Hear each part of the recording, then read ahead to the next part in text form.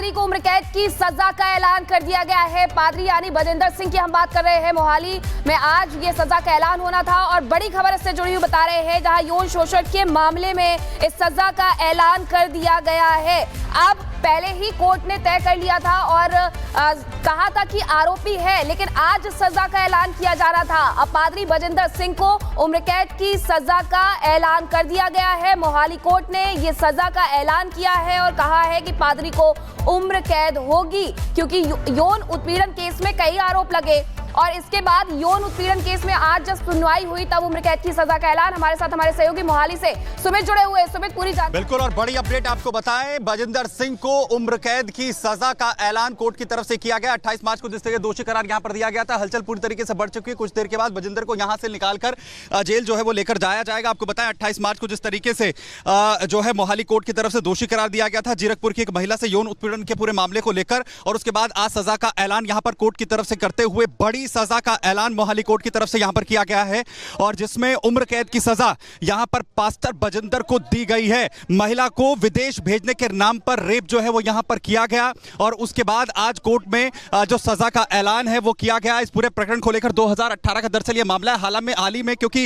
वक्त वक्त पर लगातार कई वीडियो जो है उसके वायरल होते रहे हैं, और वहीं अब इस पूरे मामले को लेकर 2018 के जिस पर बड़ा फैसला कोर्ट की तरफ से यहां पर दिया गया। 5 लोग इसको जो है मामले में बरी किए गए, जिसमें जो पीड़ित पक्ष है उनका यह कहना है कि वो इस पूरे प्रकरण को लेकर हायर कोर्ट का भी रुख यहां पर करेंगे। चर्च ऑफ ग्लोरी विजडम जिसके साथ ये जुड़ा हुआ है बजिंदर, जिसके लिए आज मोहाली कोर्ट ने ये बड़ा फैसला देते हुए रेप मामले में जो 28 मार्च को दोषी करार दिया गया था उस पर सजा का ऐलान यहां पर कर दिया है। और कुछ ही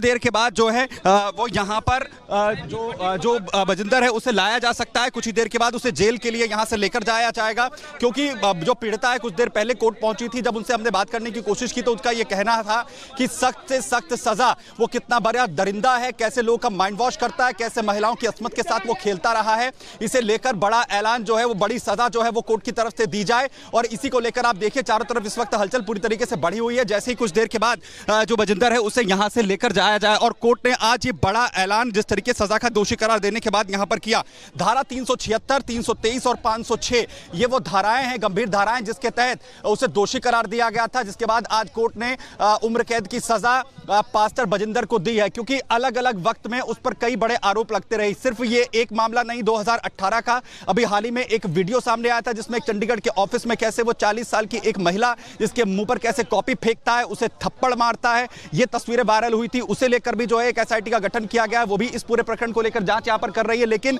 2018 के मामले में जब केस दर्ज हुआ था, जीरकपुर की एक महिला जो केस दर्ज करवाती है, जिसे विदेश भेजने के नाम पर आखिर कैसे जो है उसके साथ यौन शोषण किया गया, कैसे उसके साथ रेप की घटना को जो है वो अंजाम दिया गया, पूरा मामला जो है वो कोर्ट तक पहुंचा, और आखिरकार कोर्ट ने उसे दोषी माना और कोर्ट की तरफ से बड़ा फैसला यहां पर दिया गया है। और सिर्फ एक मामला यहां पर नहीं है,